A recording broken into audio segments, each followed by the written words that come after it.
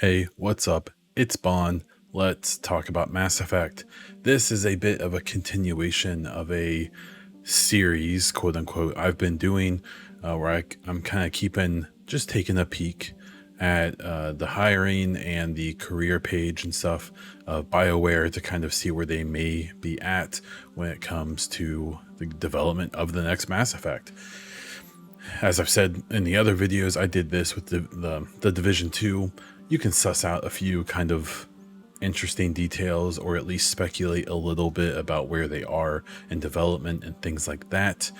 This is how a lot of people figured out that the next Mass Effect will probably be on Unreal Engine 5 and so on and so forth.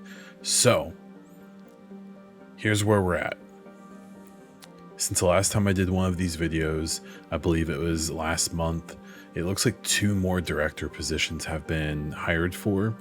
And one of them that I said before had been hired for ended up being Mary DeMarley, who is, I did a whole video on it. Lots of other people have. If you're following Mass Effect right now, you know that she has joined the game, that she came from Eidos Montreal. She did Guardians of the Galaxy just last year. That won Narrative of the Year at the Game Awards. Kind of a big deal. I loved that game. And so this is very exciting for me. You'll also know that she worked on the last couple of Deus Ex games. I haven't played those. I've heard good things. So the 2 positions that look like as of now have been hired for are the technical director and the level design director.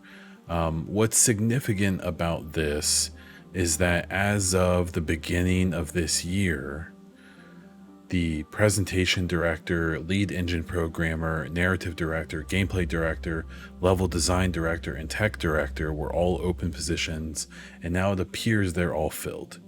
All of those, as far as I know, are technically in Austin, even though the way things are nowadays, I'm sure these people, I doubt Mary's going to move to Texas. I suspect she's going to work remotely for the most part and then do some on-site stuff when needed. And I'm sure she'll do it in the Montreal studio. But this is a big deal. So what that leaves us with is that there is currently a development director position open, a lead domain programmer. This is one that was posted in November and then updated in June. So I'm not sure why I didn't notice any differences in the listing.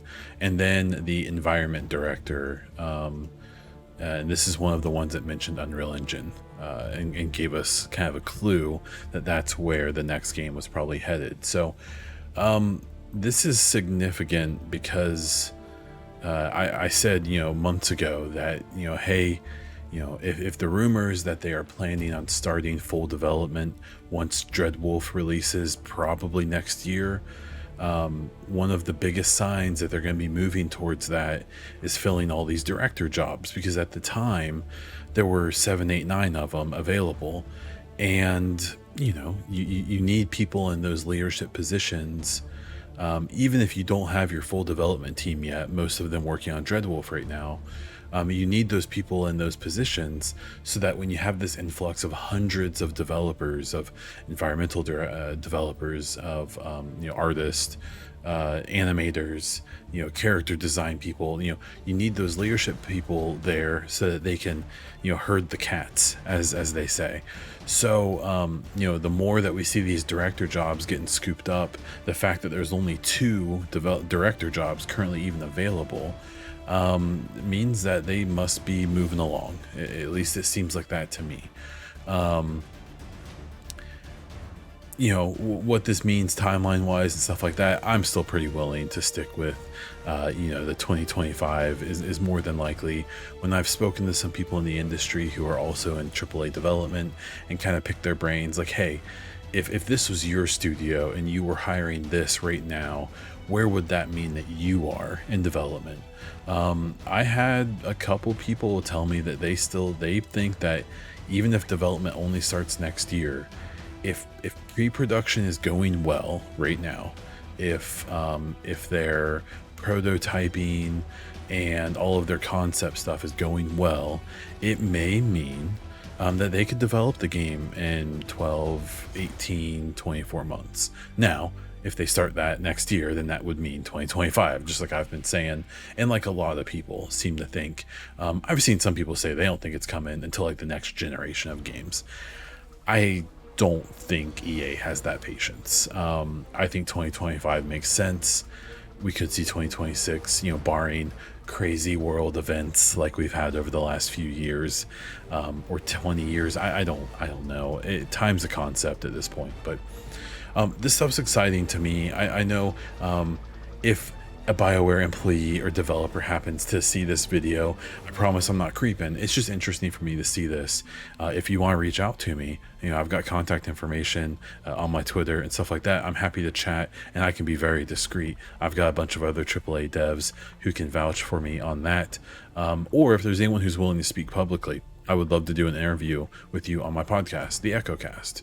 So yeah, exciting stuff. Things are moving forward. That Mary DeMarley, I know I did a whole video on it. I still am so excited about that. I think that's such a big deal for this game. I was just talking to someone about how, this game, I really feel for the people who are going to have to figure out how to take the narrative of this game forward. This next game really, to me, seems like a direct sequel to 3, less so than Andromeda. I don't know when it's going to take place. They have to figure all that out. And that's going to be daunting because of the way the trilogy ended, because of the way Andromeda was received and done, because of the tons of possibilities that the trilogy left available. The fact that Andromeda literally went to a different galaxy to avoid dealing with that. The next game is going to be a huge challenge for whoever takes it on. But they put a person in the narrative director position who can handle it, and I'm excited to see who all these other people are taking these other jobs, and who will take these director positions that are still open. So I will stop rambling on. I'm sure I will do it more as time goes on. I will give you a heads up that N7 the Legend, fellow creator and YouTuber and podcaster and so on, will be on my podcast. We'll be doing a special episode with him talking about all of this stuff. So be sure to subscribe to the channel and catch that when it comes out. Other than that, check out the other videos, subscribe to the channel, like this video, leave a comment down below. What do you think is going on with all these positions? Check me out on Twitter, Instagram, Twitch, all is Bond Diesel. And that's all I have for this one. So until next time.